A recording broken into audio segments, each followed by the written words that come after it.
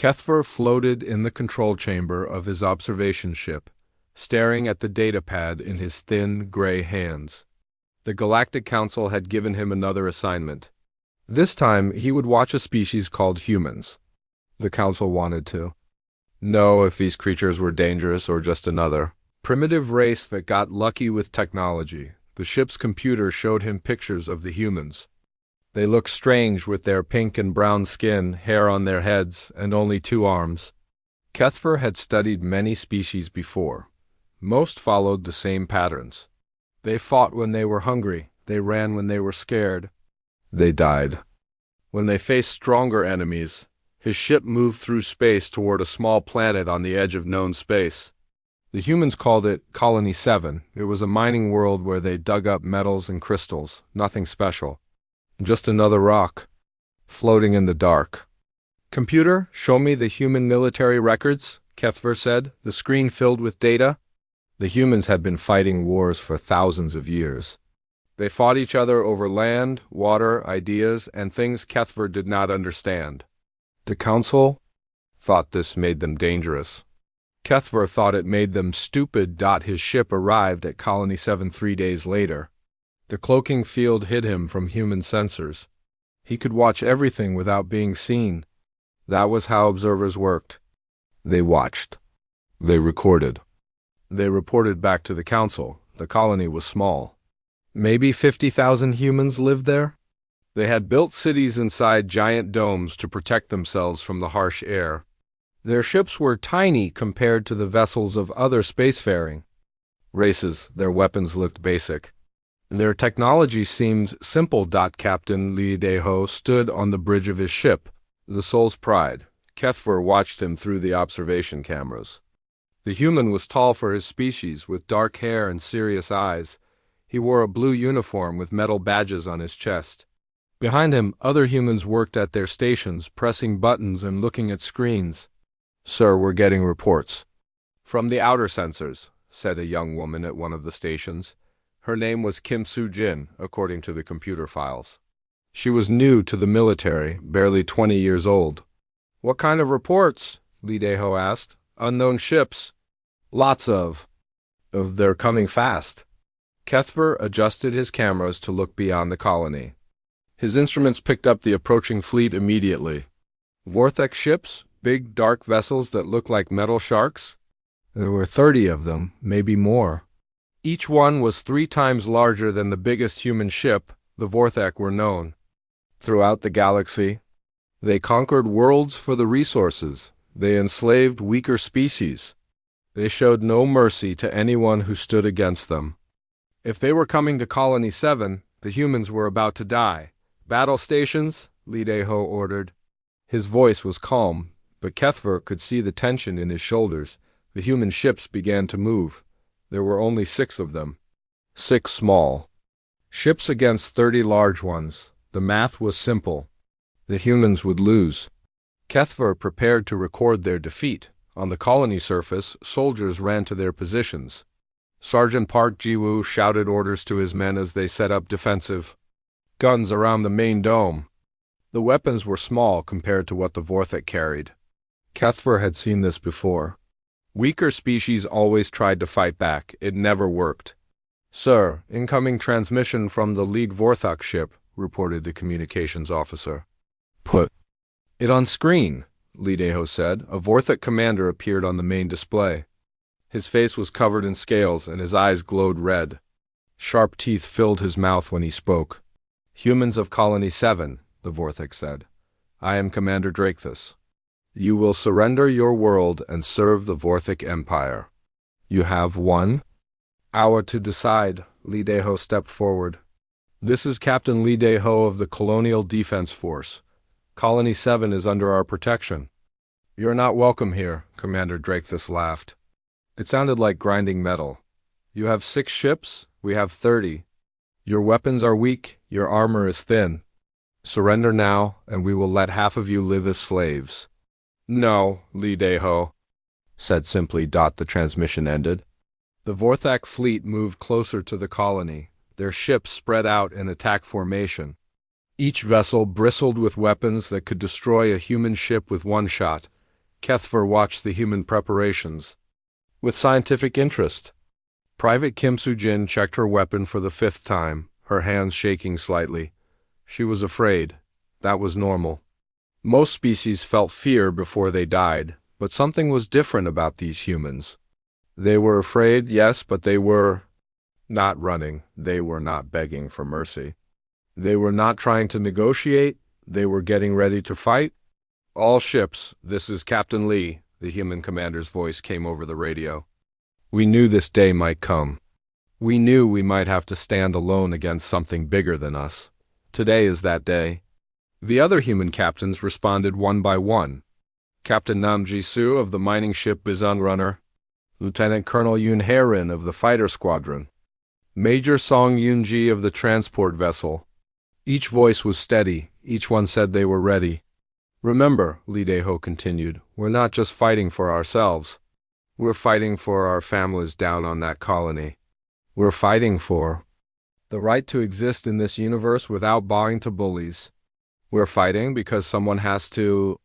Kethver paused his recording. Someone has to? What did that mean? The humans were going to die. Their resistance would last maybe an hour, maybe less. What was the point? The Vorthek fleet finished its approach. Commander Drakethus sent another message. Your time is up, humans. Prepare to be destroyed. The human ships moved into position. The Soul's Pride took point, with the other vessels spread out behind it.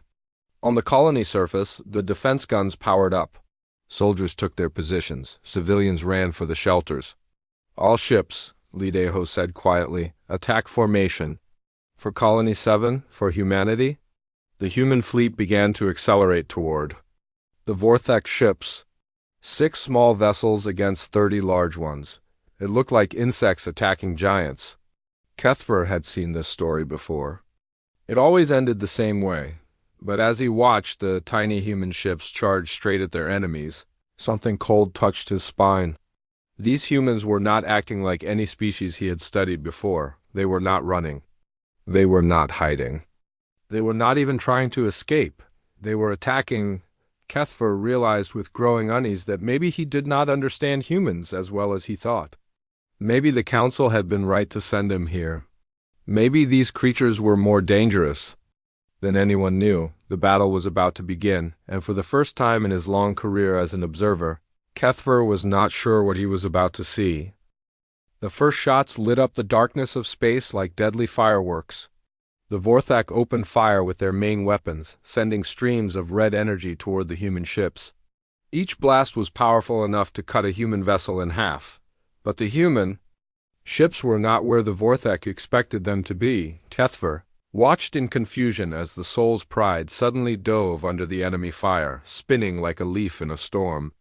The other human ships scattered in different directions, moving in ways that made no sense. They should have flown in straight lines toward their targets. That was what military tactics said to do. That was what every species did.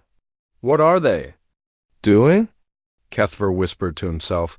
Commander Choi Min-ho was flying his ship, the Daegu Star, in a pattern that looked completely random. He rolled left, then right, then dropped down, then climbed up. The Vorthak gunners could not hit him. They kept firing where his ship had been. Not where it was going. Lieutenant Colonel Yoon Hae-rin led her fighter squadron in an even stranger attack. Instead of flying straight at the enemy, she took her small ships around the side of the Vorthak fleet.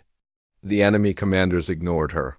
Fighters were too small to matter in a big space battle.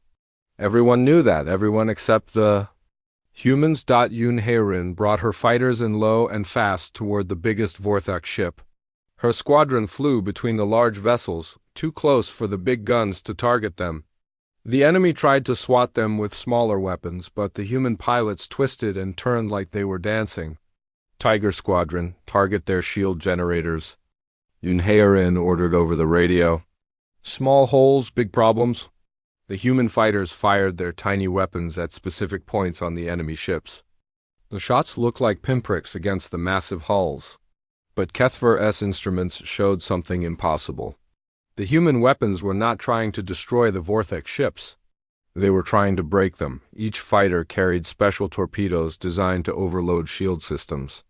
When they hit, The protective barriers around the Vorthok ships flickered and failed. Suddenly, the massive enemy vessels were naked in space.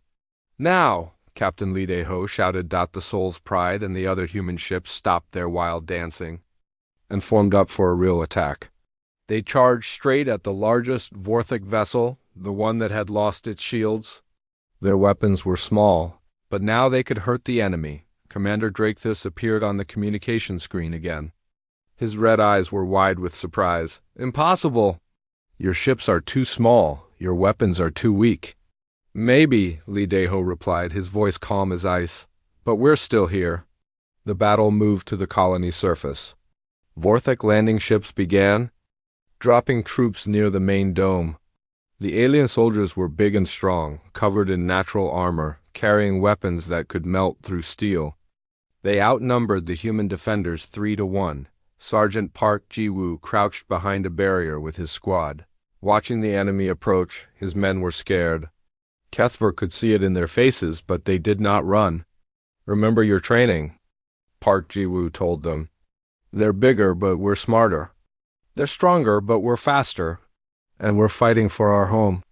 The Vorthok charged across the open ground toward the human positions. Their battle cry echoed across the colony. It was a sound designed to cause fear, to make enemies surrender. Before the fighting even started, the humans opened fire. Kethver had studied weapons for centuries. He knew how battles worked.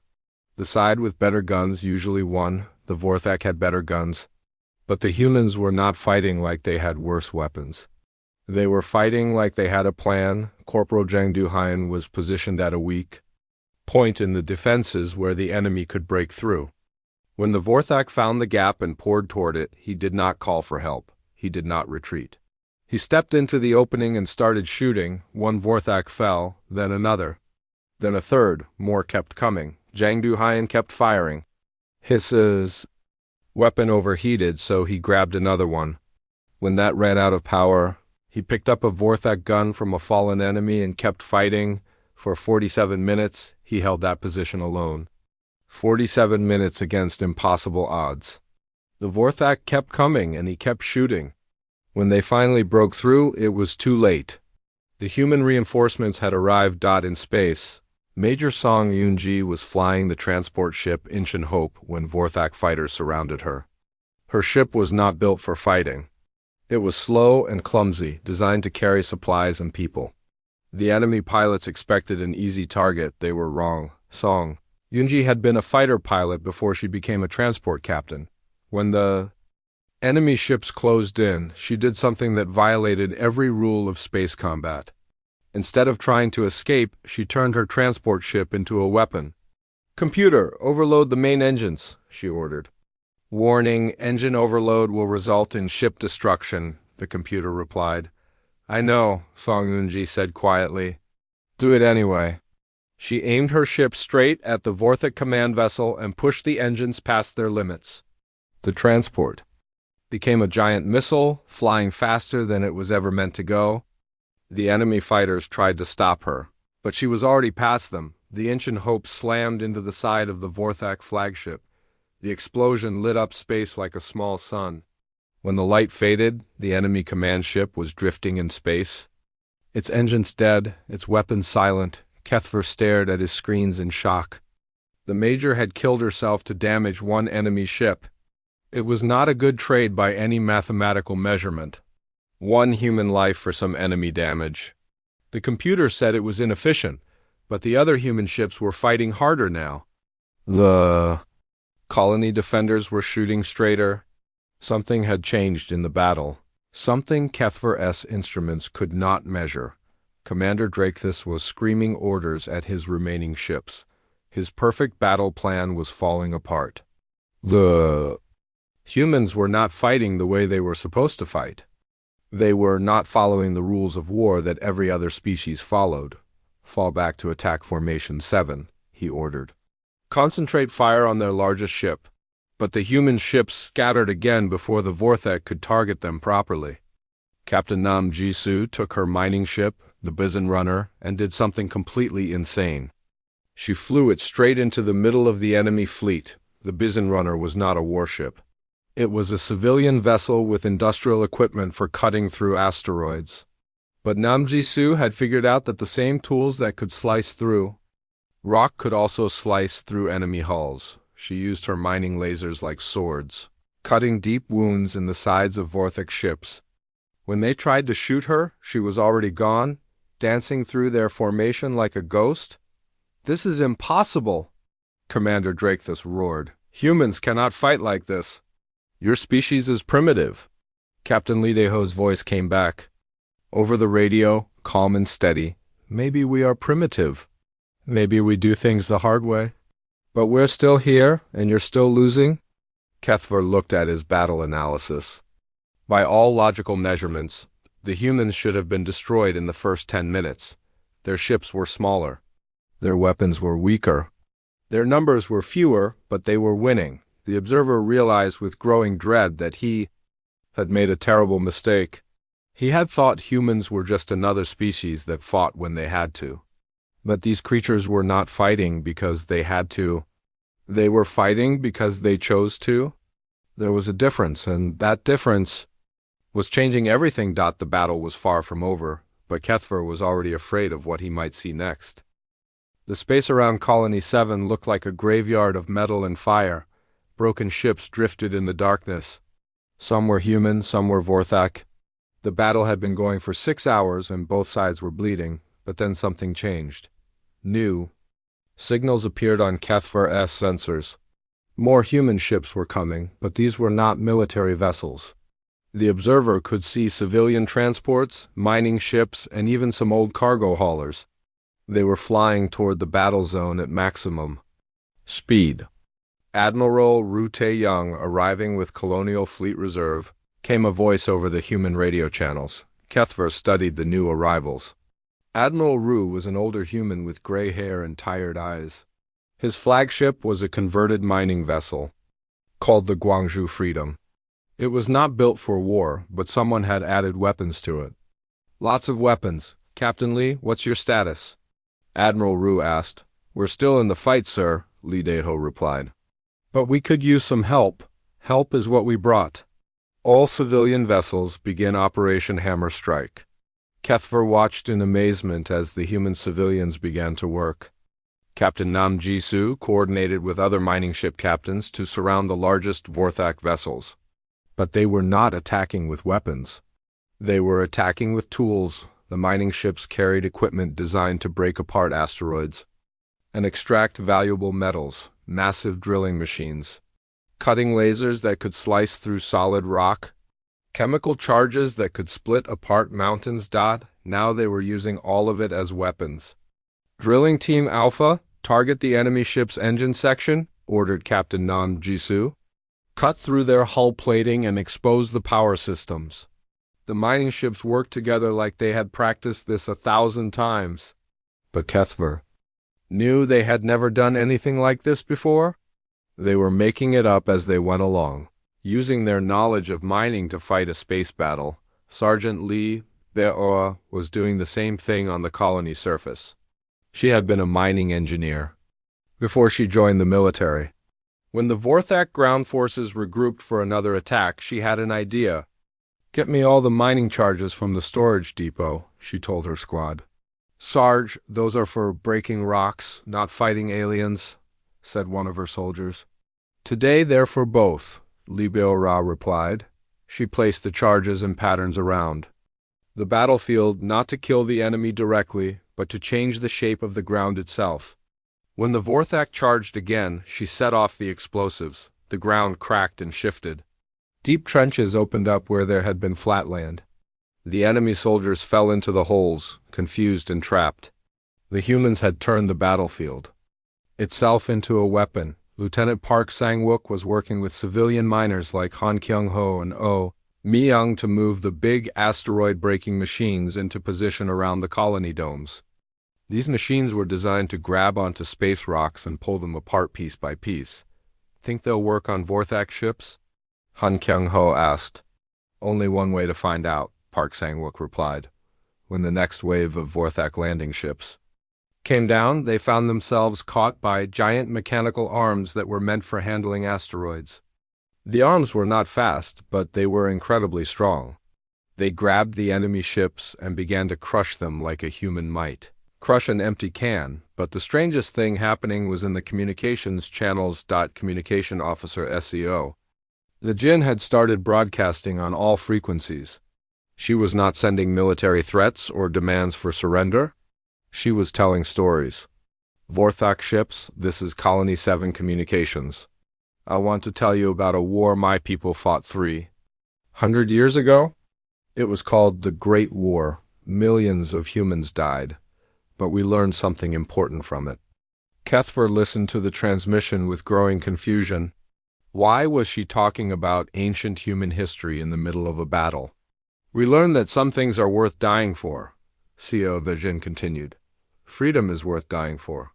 The right to live without fear is worth dying for. The chance to build something better for our children is worth dying for. On the Vorthak command ship, Commander Drakethus was screaming at his communications officer to stop listening to the human broadcasts, but many of his soldiers were listening anyway.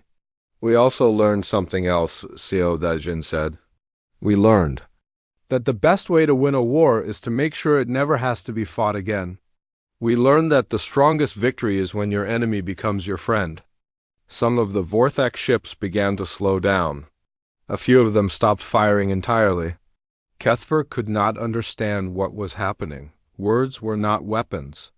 Stories could not destroy battle fleets, but somehow they were working. Field medic. Kang So-young was doing something even more impossible. When Vorthak soldiers were wounded in the fighting on the colony surface, she ran out to help them, even though they were enemies. Even though they had been trying to kill her friends. Medic, what are you doing? Sergeant Park Gu-woo shouted. Those are enemy soldiers.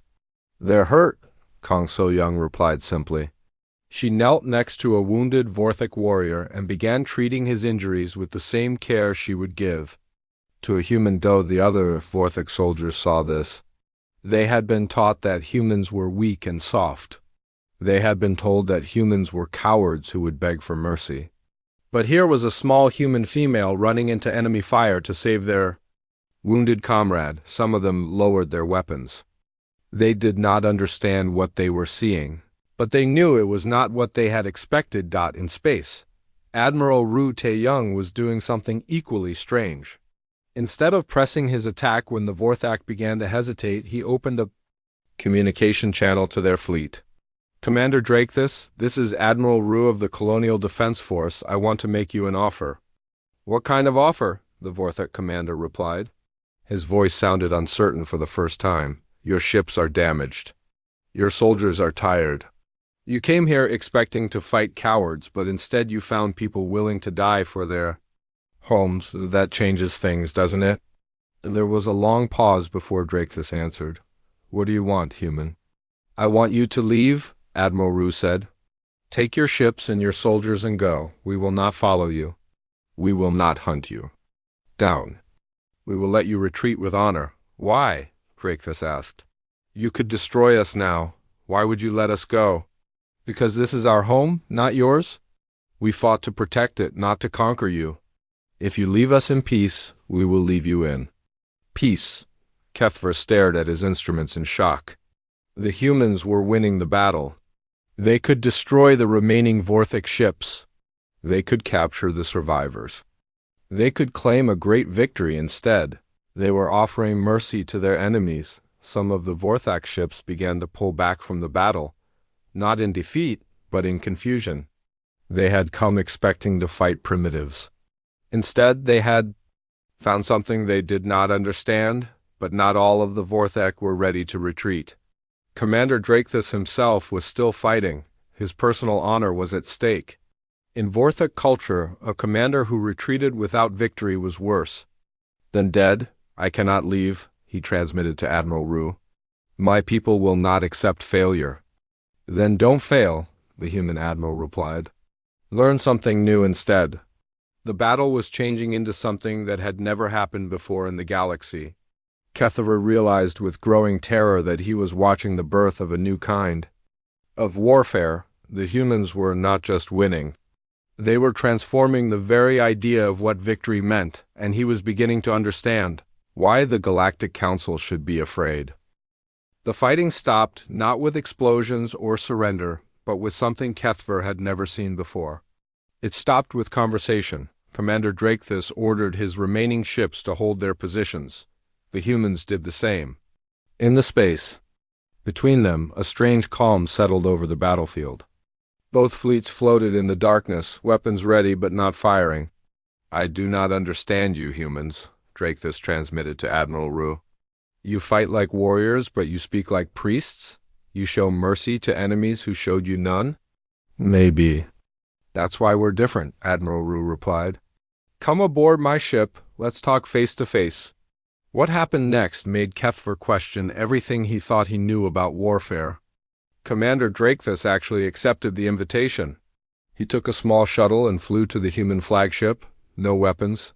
No guards, just one enemy commander meeting another. Captain Yongwu Jin was commanding the defense of the eastern sector when he made a decision that broke every rule of military logic.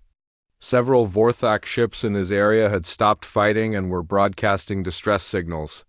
Their engines were damaged, their life support was failing. He could have ignored them.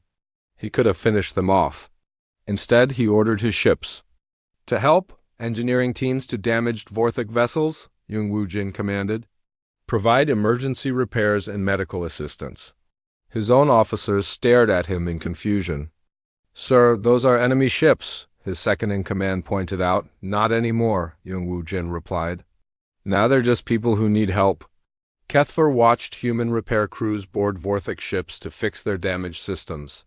He watched Chief Medical Officer Bei Hyo-young treating wounded Vorthak soldiers with the same care she gave to injured humans. He watched enemies working together to save lives.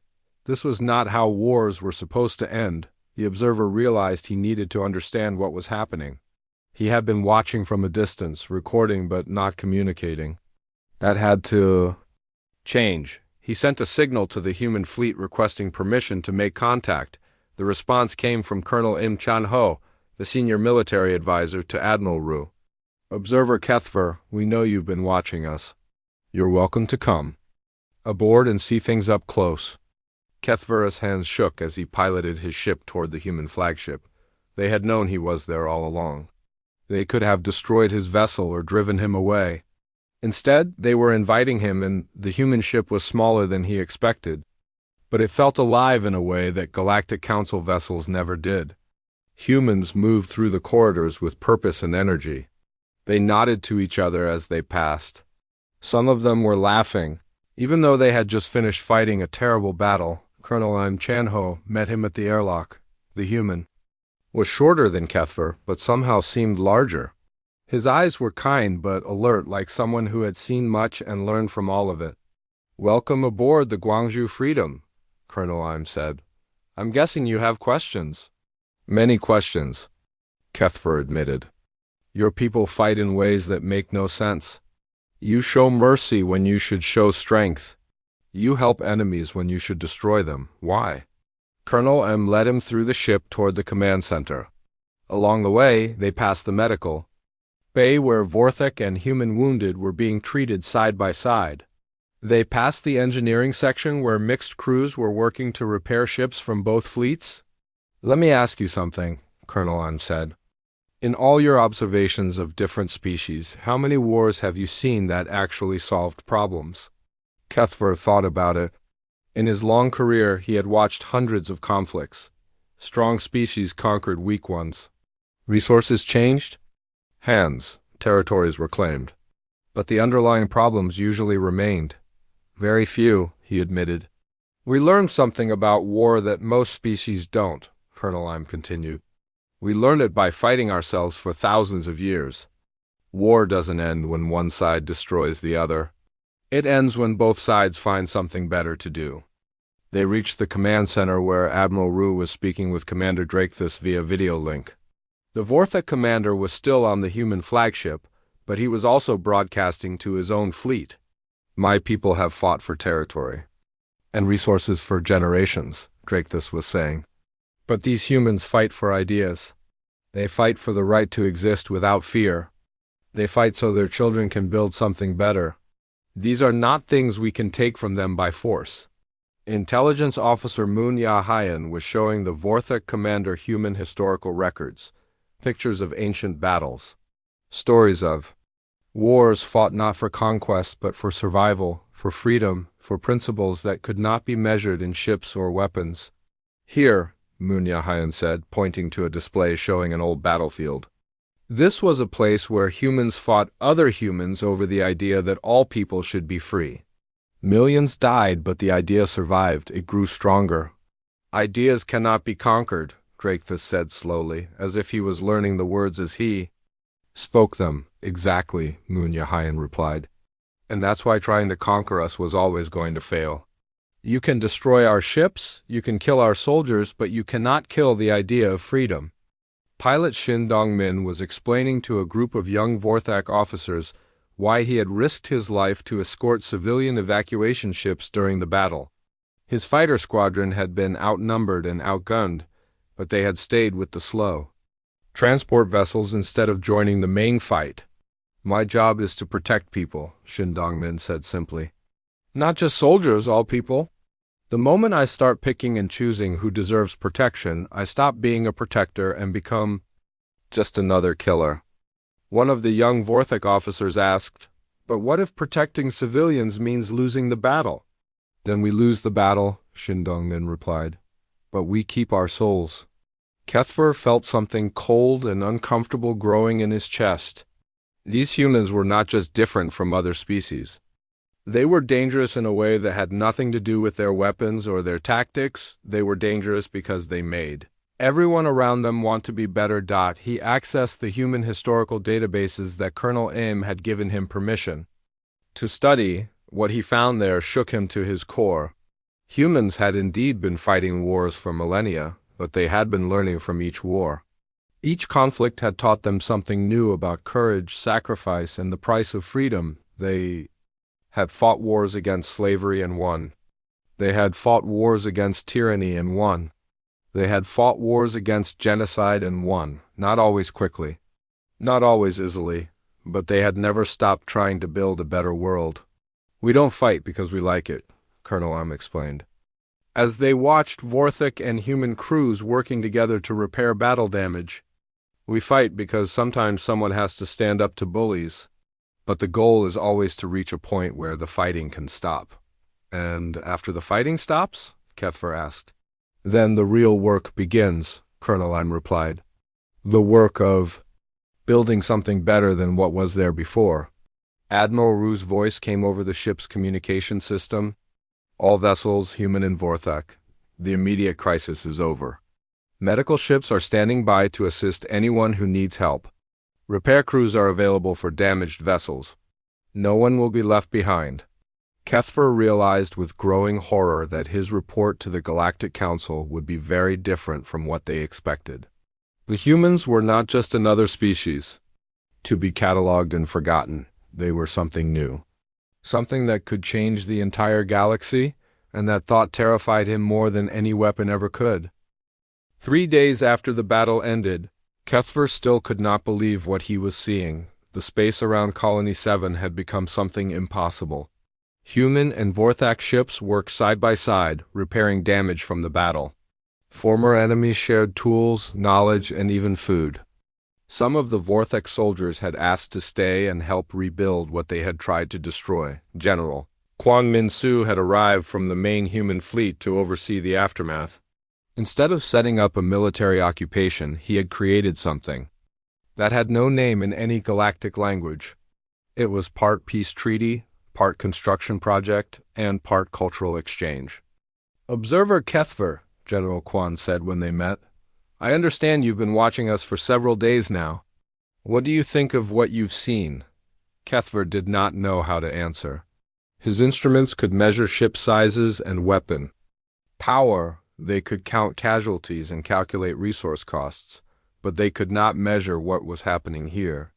"I think," Kethver said carefully, "that I do not understand your species at all," General Kwon smiled. "Would you like to understand? Use better? Come with me."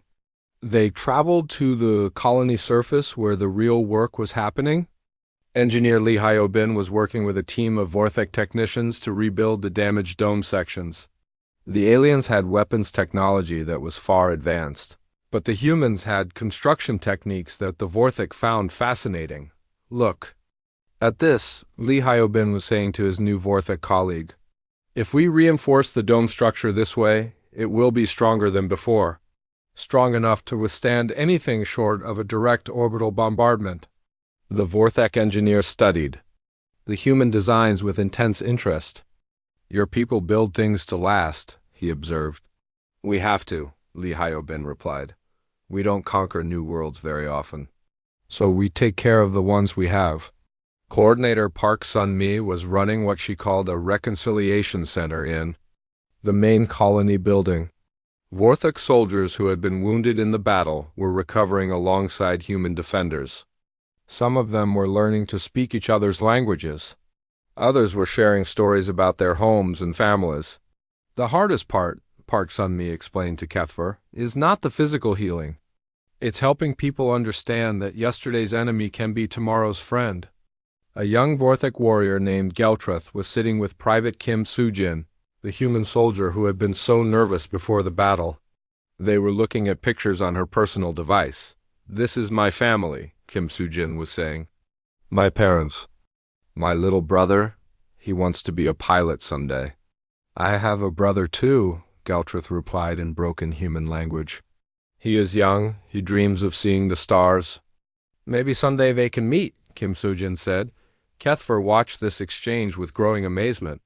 These two beings had been trying to kill each other just days ago. Now they were sharing pictures of their families and talking about a future where their brothers might be friends. Chaplain Yu Sung-ho was conducting a memorial service for all who had died in the battle. Human and Vorthek dead were honored equally. The ceremony included prayers from both cultures, songs in both languages, and promises that their deaths would not be forgotten. "We gather not to celebrate victory or mourn defeat," Chaplain Yu said to the mixed crowd of humans and Vorthek. "We gather to honor the brave souls who gave their lives, and to promise that we will build something worthy of their sacrifice." Commander Drakethus stood with his former enemies, tears in his alien eyes as he listened to the human chaplain speak about his fallen soldiers with the same respect given to human dead. This was not how wars were supposed to end in Vorthek culture. But somehow it felt right. Diplomatic Attached Kim Therin was working with Vorthek representatives to create something that had never existed before. A treaty between species that had been at war. But this was not a surrender document or a list of demands. It was an agreement to explore what peace might look like. "The Vorthek Empire has resources and technology," Kim Therin explained to Kethver. "Humans have ideas and determination. If we work together instead of fighting each other, both our peoples could benefit." "But what about conquest?" Kethver asked. "What about expansion and territory? There are billions of empty worlds in the galaxy," Kim Therin replied. "Why fight over the ones that are already taken when we could work together to make new ones livable?" This was the moment when Kethver understood the true danger that humans represented to the galaxy.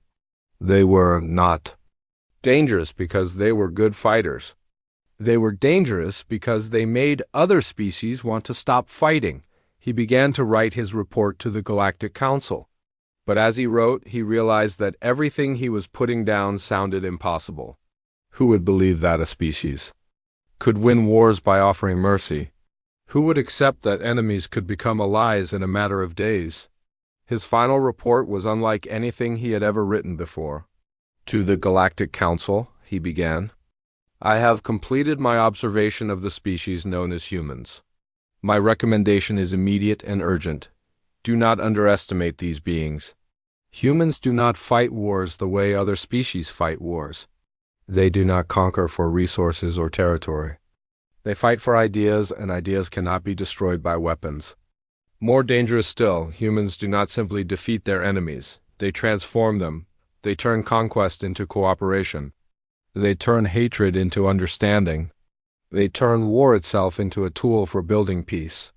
I have watched former enemies work together to rebuild what they destroyed. I have seen soldiers who tried to kill each other sharing meals and stories. I have witnessed the birth of alliances that should be impossible.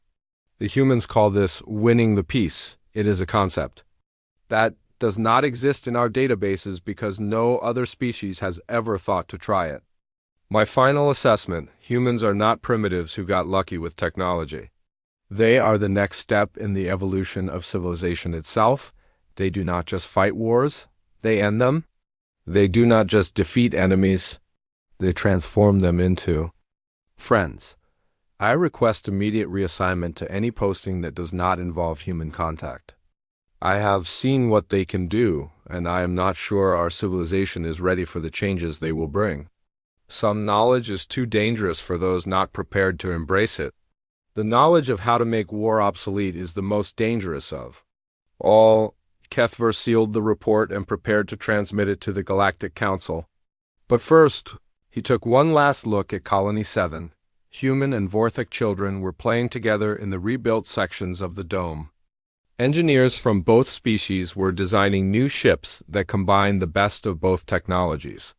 Scientists were sharing research that could benefit worlds throughout the galaxy. In just a few days, the humans had turned a battlefield into a symbol of what the galaxy could become if beings chose cooperation over conquest. HFY sent his report and began plotting a course to the furthest edge of known space. He had come to observe humans at war and discovered that they had the power to make war itself evolve into something better. That knowledge would haunt him for the rest of his life, not because it was terrible, but because it was wonderful. And wonderful things he had learned were often the most dangerous of all. The last thing he recorded in his personal log was a single line: I came to observe humans at war. I discovered instead that humans make war itself evolve. Then he set course for the deep dark between the stars, hoping to find somewhere far enough away that he would never again have to confront the possibility that the galaxy could be better than it was.